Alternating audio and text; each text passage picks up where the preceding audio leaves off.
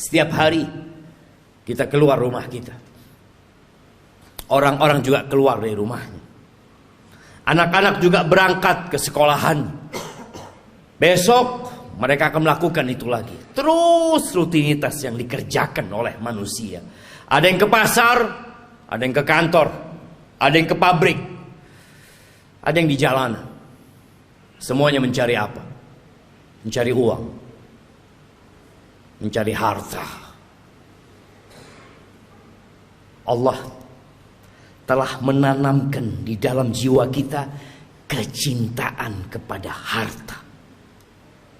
Zuyyina linnas hubbus syahawat minan nisa wal banin wal qanatiril muqantarati minadh dhahabi wal fiddah wal khaylil musawwamati wal an'ami wal harth dzalika mata'ul hayatid dunya wallahu 'indahu husnul ma'ab. Allah menjelaskan kepada kita bahwa telah ditanamkan kecintaan syahwat kepada wanita, kepada anak-anak, kepada harta yang berlimpah ruah, yang bertumpuk-tumpuk. Dulu kuda-kuda yang mewah, sekarang mobil-mobil yang mewah. Pertanian, peternakan, itu sesuatu yang sudah dicintakan kepada kita. Itu kesenangan kehidupan dunia. Tapi di sisi Allah ada tempat kembali yang baik. Lihatlah orang terkaya di dunia ini. Kemana dia bawa hartanya? Dia tinggal. Dia tinggal selama-lamanya di muka bumi ini. Di negeri ini kita sering membaca 10 orang terkaya. 1 fulan, 2, 3, 4, 5, 6, 7, 8, 9, 10. Semua hartanya ditinggal. Hati-hati dengan dunia ini. Jangan sampai kita tertipu. Silahkan bekerja, silahkan cari harta, tapi ambisi kita bukan dunia. Karena kita gak lama tinggal di dunia, jemaah. Sungguh sangat bodoh manusia yang menimbun hartanya di sebuah tempat. Dia taruh di brankas. Tiap hari dia kumpulkan di sana. Kemudian setelah itu dia tinggal selama-lamanya. Kemana akalmu? Bukankah kau capek menumpuk harta itu? Bukankah kau sekolah tahunan untuk mendapatkan harta itu? Dan kau udah dapat. Kenapa kau gak bawa? Kenapa kau tinggalkan? Selama-lamanya kau tinggalkan di muka bumi. Dan kebanyakan kita seperti itu. Hanya bekerja dan terus bekerja, kemudian pergi meninggalkan dunia. Ahibati fillah, sebagian kita sudah hidup menderita jiwanya. Maka disebutkan oleh WHO sudah ada 1 miliar manusia yang sakit jiwa, sakit mental. Kata Nabi SAW mengingatkan para sahabatnya, kaifa antum idza futiyat alaikum faris wa rum ayu qaumin antum. Kira-kira bagaimana kondisi kalian? Nabi menyampaikan ini dalam kondisi sahabat susah, tidak tahu apa yang besok mereka makan. Dalam kondisi sebagian sahabat ketika berangkat perang, sehari hanya makan 1 butir kurma. Sehari hanya 1 butir kurma.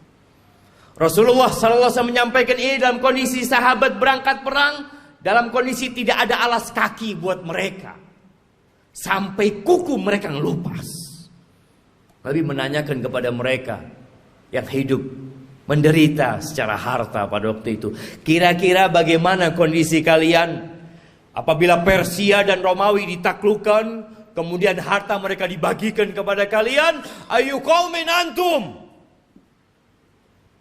Kira-kira kalian jadi orang yang seperti apa? Kata Abdurrahman bin Auf, nakun kama qala Allah atau kama yaqulu Allah. Kita akan menjadi manusia seperti yang Allah inginkan, yang Allah perintahkan. Kata Nabi SAW, awa ghaira dhalik. Mungkin gak seperti itu, kata Nabi SAW. Jamaah, kita pernah susah secara ekonomi. Ingat dulu mungkin ketika motor kita motor bekas. Ingat dulu ketika kita sebagian belum menikah, gak punya apa-apa. Kemudian terus bertingkat kondisi ekonomi kita. Semakin membaik. Dan terus Allah kasih lagi kepada kita. Sekarang bagaimana kondisi kita? Abdurrahman bin Auf mengatakan kita akan menjadi orang seperti yang diinginkan oleh Allah dan Rasulnya. Tapi kata Nabi SAW, mungkin gak seperti itu kalian. Apa yang akan terjadi? Tatanafasun. Yang pertama, kalian akan bersaing. Udah punya harta banyak, yang seharusnya hidup tenang, sakit jiwa. Terus dia bersaing. Motornya kepingin lebih baik dari motor orang lain. Handphonenya kepingin lebih baik dari orang lain. Hartanya kepingin lebih banyak dari orang lain. Rumahnya kepingin lebih bagus dari yang lainnya. Terus didorong oleh penyakit. Tatanafasun. Itu yang akan terjadi. Oke. Bersaing boleh kan? Selama kita tidak menzalimi orang lain. Tapi Nabi SAW mengatakan itu hanya awal yang akan terjadi. Yang kedua, thumma tatahasadun. Kalian akan saling hasud setelah itu. Karena dunia ini sempit, jamaah. Kursi-kursi itu terbatas. Kalau sudah ada yang duduk di sana, yang lain nggak bisa duduk di situ. Dia harus turunkan dia. Dia harus menggantikan posisi itu. Kalian akan saling hasud. Kita lihat orang-orang yang di pasar. Bagaimana kondisi jiwa mereka. Yang mungkin tampak sehat-sehat menurut kita. Tapi sakit jiwanya. Nabi menyampaikan kalian akan saling iri. Kalian akan saling hasud. Gak suka orang lain lebih baik dari dia daripada sisi. Gak suka dia. Padahal saudaranya Muslim. Yang seharusnya dia bergembira dengan kegembiraan saudaranya. Yang seharusnya dia cinta kepada saudaranya. Seperti dia mencintai diri dia sendiri. Tapi itu tidak terjadi. Kalian akan hasud.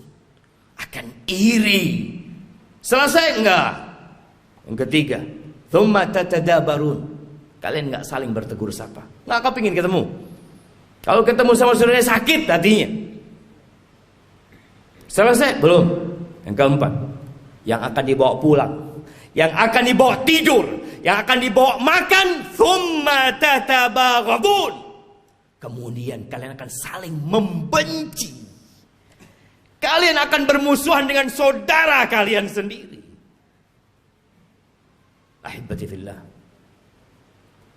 Itu penyakit yang sudah menimpa kita. Nabi SAW mengatakan dabba ilaikum da'ul umam. Sudah menyerang kalian penyakit-penyakit umat yang sebelumnya. Iri dan dengki. Ahibati fillah. Tidak dilarang kita mengumpulkan harta. Tapi tolong niatnya yang diperbaiki. Rasulullah SAW ketika melihat ada seorang sahabat yang bekerja keras mengumpulkan harta, kata orang-orang di kalangan sahabat yang lainnya mengatakan, laita hadza fi sabilillah. Aduhai kalau kekuatan dia, energi dia itu disalurkan di jalan Allah, di jihad fi sabilillah. Maka Nabi mengatakan kepada para sahabatnya, lau kana yas'a. Kalian tahu kalau orang ini keluar bekerja dalam rangka memberikan nafkah kepada kedua orang tuanya yang udah sepuh, fahuwa fi sabilillah. Dia di jalan Allah.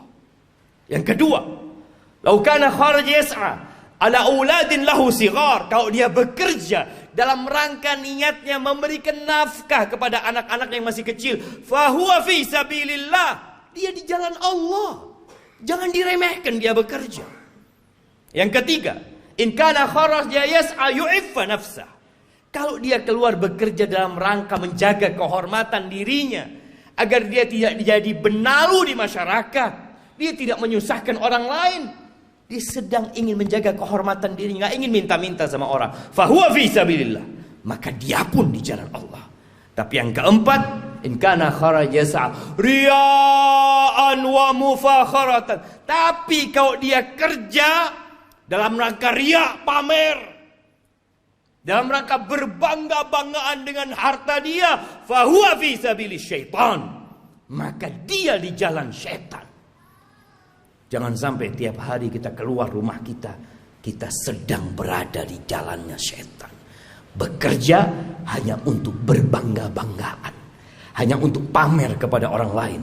Berapa banyak dari orang-orang yang kita kenal yang telah pergi meninggalkan dunia ini, dan kita tahu hasil usaha dia, rumah yang dibangun, motor yang dimiliki, dan harta yang lainnya nggak dibawa.